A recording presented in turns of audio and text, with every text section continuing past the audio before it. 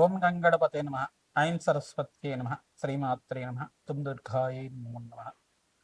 Yeah దేవీ సర్వభూతేషు మాతృరూపేణ సంస్థిత నమస్తస్యై నమస్తస్యై నమస్తస్యై నమో నమ. ఓం నమ శివాయ శివాయ గురవే నమ. క్లీం కృష్ణాయ గోవిందాయ గోపీజన వల్లభాయ శ్రీకృష్ణ పరబ్రహ్మణే పరంజ్యోతిషే నమ. త్రాందత్తాత్రేయాయ నమ. యూట్యూబ్ ప్రేక్షకులందరికీ కూడా నమస్కారం అండి. నేను పాలపర్తి గురునాథ్ శర్మ. మీకంతా కూడా గోచారీత్యా గ్రహాల యొక్క స్థితిగతి కలియిక వాటి ప్రభావం అంతా కూడా విశ్లేషణ చేయడానికి మొత్తం అంతా కూడా గ్రహాల యొక్క ప్రభావం అంతా కూడా మేషాది ద్వాదశ రాశుల వాళ్ళకి ఎటువంటి ప్రభావం అంతా కూడా చూపిస్తుంది. ఈ రోజున మనం అంతా కూడా చెప్పే విషయం ఏంటిదంటే ఫిబ్రవరి నెల ప్రధానంగా చూసుకుంటే ఫిబ్రవరి నెలలో అంతా కూడా వార ఫలితాలంతా కూడా విశ్లేషణ చేయడం జరుగుతుంది. 15వ తారీఖు నుంచి 22వ తారీఖు దాకా వార ఫలితాలంతా కూడా చెప్పుకోవడం. ఈ వార ఫలితాల్లో భాగంగా ప్రధానంగా చూసుకుంటే ఈ యొక్క శివరాత్రి రోజున ఆదివారం వచ్చింది. ప్రధానంగా 15వ తారీఖు రోజున శివరాత్రి అంతా కూడా పరమేశ్వరుడికి ప్రీతికరంగా అభిషేకాది కార్యక్రమాలు ఆచరించుకోవడం విశేషంగా చెప్పుకోవడం జరుగుతుంది. శివరాత్రి యొక్క ఇతిహాసం అంతా కూడా చూసుకుంటే శివపురాణం ప్రకారంగా పరమేశ్వరుడికంతా కూడా ఆవిర్భావం జరిగింది, లింగోద్భవం అంతా కూడా జరిగింది అని చెప్పేసి, లింగ ఆవిర్భావం అంతా కూడా జరిగింది, లింగోద్భవ కాలం అని చెప్పేసి అంటారు. ప్రధానంగా లింగోద్భవ కాలం అని చెప్పేసి అంటారు. ఎప్పుడైతే కనుక మాఘమాసం మనకి ప్రధానంగా చతుర్దశి అంతా కూడా రాత్రి పర్యంతంగా ఉంటుందో, అమావాస్య పర్యంతంగా ఉంటుందో అంతా కూడా దాన్ని మహాశివరాత్రిగా చెప్పడం జరుగుతుంది. ప్రధానంగా అంతా కూడా ఈ యొక్క చతుర్దశి రోజున అంతా కూడా రాత్రి వేళల్లో ఈ యొక్క జాగరణ చేయడం, పరమేశ్వరుడికి ప్రీతికరంగా అభిషేకాలు, రుద్రహోమాది కార్యక్రమాలు ఆచరించుకోవడం, పరమేశ్వరుడు నామస్మరణ మాత్రం చెట్టిన కోటి యజ్ఞాల ఫలితం కలగడం జరుగుతుంది. కైలాసవాసి అయిన పరమేశ్వరుడు అంతా కూడా ప్రధానంగా మంగళకరుడు, బోలాశంకరుడిగా చెప్పడం జరుగుతుంది. ప్రధానంగా భక్తులకంతా కూడా వరాలిచ్చే దేవతగా చెప్పడం జరుగుతుంది. ఎవరైతే కనుక పరమేశ్వరుడు ప్రీతికరంగా ప్రతినిత్యం కూడా అభిషేకాలు చేస్తూ ఉంటారో నిత్యమంతా కూడా కోరిన కోరికలంతా కూడా తీరడానికి ఆస్కారం ఉంటుంది. ప్రధానంగా పరమేశ్వరుడు ప్రీతికరమైన అభిషేకాలంతా కూడా చూసుకుంటే ఈ ద్రవ్యాలతో అభిషేకం చేయడం వల్ల శ్రేష్టమైన ఫలితాలు పొందడానికి ఆస్కారం ఉంటుంది. చెరుకు రసంతో అభిషేకం చేస్తే కనుక మహాలక్ష్మి అనుగ్రహం కలుగుతుంది. ప్రధానంగా పరమేశ్వరుడు అనుగ్రహం అంతా కూడా కలుగుతుంది. తద్వారా మీకంతా కూడా అష్టైశ్వర ప్రాప్తి కలగడానికి, లక్ష్మీ కుబేర యోగం సిద్ధించడానికి ఆస్కారం ఉంటుంది. తేనెతో అభిషేకం చేయడం వల్ల వాక్శుద్ధి పెరుగుతుందట. ప్రధానంగా తేనెతో అభిషేకం చేయడం వల్ల మహాశివరాత్రి రోజున మీకంతా కూడా మంచి పుత్ర సంతాన యోగం సిద్ధించడానికి కానీ, వాక్శుద్ధి పెరగడానికి కానీ, మీ వాటకు వెలుగు పెరగడానికి కానీ, సంఘంలో గౌరవం పెరగడానికి కానీ, అష్టైష్ ప్రాప్తి కలగడానికి కానీ జరుగుతూ ఉంటుంది. ఈ యొక్క ఆవునైతో అభిషేకం చేయడం వల్ల దేహ ఆరోగ్యము, సంపూర్ణమైన ఆరోగ్యము, వజ్రదేహం అంతా కూడా కలగడానికి ఆస్కారం ఉంటుంది. మంచి వచ్చస్సు అంతా కూడా కలుగుతుందట. చక్రతో అభిషేకం చేసుకోవడం వల్ల స్థిరలక్ష్మి స్థిర నివాసంగా ఉంటుందని చెప్పేసి అంటారు. పెరుగుతో అభిషేకం చేసుకోవడం వల్ల, ఆవు పెరుగుతో అభిషేకం చేయడం వల్ల పరమేశ్వరుడికంతా కూడా ప్రీతికరంగా మీకంతా కూడా ఆకస్మికంగా ధనయోగం, ధనప్రాప్తి, రాజ్య సంపదలంతా కూడా సిద్ధించడానికి ఆస్కారం ఉంటుంది. ఆవు పెరుగుతో అభిషేకం చేయడం వల్ల కీర్తివంతమైన సంతాన యోగం కలగడానికి, మీ వంశానికి అంతా కూడా మంచి కీర్తి తీసుకొచ్చే సంతాన యోగం అంతా కూడా కలగడానికి, వంశాభివృద్ధి శీఘ్రంగా కలగడానికి ఆస్కారం ఉంటుంది. ప్రధానంగా ఈ యొక్క ఫలోదక జలాలతోటి, వివిధ ఫలాలతోటి అభిషేకం చేయడం వల్ల విశేషమైన పుణ్యప్రాప్తి కలుగుతుంది. కోటి యజ్ఞాల ఫలితం, శతసహస్ర అశ్వమేధ యాగాదుల ఫలితం అంతా కూడా ఈ యొక్క శతకృత కోటి యజ్ఞ ఫల ప్రాప్త్యర్థం అని చెప్పేసి అంటారు. కోటి యజ్ఞాలు చేసుకున్న ఫలితం అంతా కూడా పరమేశ్వరుడికి అంతా కూడా ప్రీతికరంగా శివలింగానికి అభిషేకం చేయడం వల్ల శ్రేష్టమైన ఫలితాలు పొందడానికి ఆస్కారం ఉంటుంది. ప్రధానంగా ఈ యొక్క దానిమ్మ రసంతో అభిషేకం చేయడం వల్ల శ్రేష్టమైన ఫలితాలు పొందుతారు. అప్పుల బాధలు తీరడానికి ఆస్కారం ఉంటుంది. ప్రధానంగా అన్నాభిషేకం చేయడం వల్ల మీ జాతకరీత్యా ఉన్న అంగారక దోష నివారణ అవ్వడానికి ఆస్కారం ఉంటుంది. ప్రధానంగా మీకు జాతకరీత్యా సర్వ ప్రతిబంధకాలంతా తీరడానికి అన్నాభిషేకం అంతా కూడా, పెరుగన్నాన్నంతా కూడా స్వామివారికి అభిషేకం చేయడం వల్ల శ్రేష్టమైన ఫలితాలు పొందడానికి ఆస్కారం ఉంటుంది. ప్రధానంగా స్వామివారికి ప్రీతికరంగా ఈ యొక్క ద్రాక్షరసంతో అభిషేకం చేయడం వల్ల అపముచ్చ దోష నివారణం అంతా కూడా కలుగుతుందట. ప్రధానంగా అపముచ్చ దోషాలంతా కూడా పోయి దీర్ఘాయుష్మంతం కొరకు, ప్రధానంగా దీర్ఘాయుష్మంతం ఫలదిద్ది కలుగుతుందట. సంపూర్ణమైన ఆరోగ్యము, యశస్సు, కీర్తి ప్రతిష్టలంతా కూడా పెరుగుతాయి.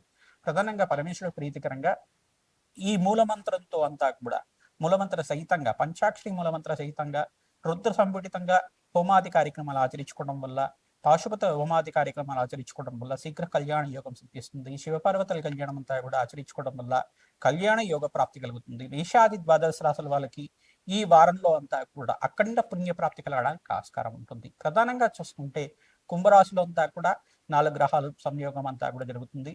ప్రధానంగా ఈ యొక్క మకర రాశిలో అంతా కూడా అంగారకుడు, చంద్రమంగళ యోగంలో అంతా కూడా ఉంది. ప్రధానంగా చూసుకుంటే శనీశ్వరుడు అంతా కూడా మీనరాశిలో సంచారం చేస్తున్నారు. ప్రధానంగా ఈ సంచారం అంతా కూడా బృహస్పతి సంచారం అంతా కూడా మిథున రాశిలో సంచారం జరుగుతుంది. ఈ యొక్క రాహు, సూర్యుడు, బుధుడు, శుక్రుడు కలయిక అంతా కూడా జరుగుతుంది.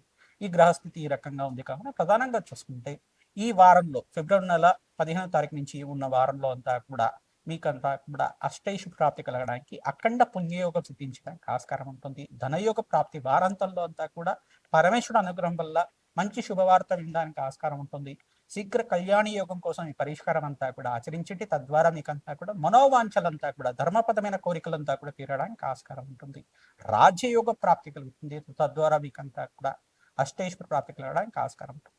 లింగోద్భవ కాలంలో అంతా కూడా అఖండ పుణ్య ప్రాప్తి, పరమేశ్వరుడు యొక్క నామస్మరణం చేతి అక్కడంతా కూడా దేవాలయ ప్రాంగణంలో ఆవునేతో దీపారాధన చేయడానికి ప్రయత్నం చేయండి. తద్వారా విశేషమైన పుణ్య యజ్ఞాల ఫలితాలను కలగడానికి ఆస్కారం ఉంటుంది. జాగరణ చేసి పరమేశ్వరుడికి ప్రీతికరంగా పురాణ పట్టణం అంతా కూడా చదువుకోవడం వల్ల శ్రేష్టమైన ఫలితాలు పొందడానికి ఆస్కారం ఉంటుంది. మీ ఇంట్లో అంతా కూడా పార్థివ శివలింగాలతోటి ఈ యొక్క అభిషేకాది కార్యక్రమాలు అంతా కూడా ఆచరించుకోవడం వల్ల శ్రేష్టమైన ఫలితాలు, రుద్రపారణం అంతా కూడా చేయించుకోవడం, నమ్మక జమకాలతోటి ఈ యొక్క అభిషేకాది కార్యక్రమాలు, విశేషమైన అభిషేకాలంతా కూడా చేసుకోవడం వల్ల అఖండ ఆరోగ్యమైన సుఖవంతమైన జీవితం జీవించడానికి ఆస్కారం ఉంటుంది. వంశాభివృద్ధి కలుగుతుంది, వృత్తిలో అభివృద్ధి కలుగుతుంది, ఉద్యోగ ప్రాప్తి కలుగుతుంది, విదేశాన స్థిరత్వం కలుగుతుంది, విద్యలో అభివృద్ధి కలగడానికి ఆస్కారం ఉంటుంది. ఓం నమ శివాయ. శివాయ గురువే నమః. తదుపరి రాశి మకర రాశి. మకర రాశి జాతకులకంతా కూడా చూసుకుంటే ఒక ఫిబ్రవరి నెలలో ఈ వారంలో అంతా కూడా రాజయోగ ప్రాప్తి కలగడానికి ఆస్కారం. రాశిలో అంతా కూడా చంద్రమంగళ యోగం అంతా కూడా సిద్ధిస్తుంది. తద్వారా రాజయోగ ప్రాప్తి కలుగుతుంది. మీకంతా కూడా చూసుకుంటే దత్తాత్రేయ అనుగ్రహం వల్ల మీకంతా కూడా శ్రేష్టమైన ఫలితాలు పొందడానికి ఆస్కారం ఉంటుంది. ప్రధానంగా పరమేశ్వరుడు ప్రీతికరంగా మహాశివరాత్రి రోజున శివపార్వతుల కళ్యాణం అంతా కూడా ఆచరించండి. తద్వారా రాజయోగ ప్రాప్తి కలుగుతుంది. వివాహాది శుభకార్యాల కోసం ప్రయత్నం చేసుకున్న వాళ్ళకి శీఘ్రంగా వివాహాది శుభకార్యాలు జరగడానికి ఆస్కారం ఉంటుంది. విదేశం కోసం ప్రయత్నం చేసుకున్న వాళ్ళకు కూడా విదేశీయానం సిద్ధించడానికి ఆస్కారం ఉంటుంది. సంఘంలో గౌరవం పెరగడానికి ఆస్కారం ఉంటుంది. మీ జాతకరీత్యా ఉన్న దోషాలకంతా కూడా పరిష్కారం చేయడానికి ప్రయత్నం చేసుకోండి. తద్వారా రాజయోగ ప్రాప్తి కలుగుతుంది. ప్రధానంగా మీకంతా కూడా చూసుకుంటే ఇక్కడ శుక్రుడు అంతా కూడా ధనస్థానంలో సంచారం చేస్తున్నారు కావున శుక్ర భగవాన్ ప్రీతికరంగా మహాలక్ష్మీదేవి ఆరాధన చేసుకోవడం వల్ల శ్రేష్టమైన ఫలితాలు పొందడానికి ఆస్కారం ఉంటుంది. సూర్య భగవాన్ ప్రీతికరంగా గోధుమలు దానం చేసుకోవాలి.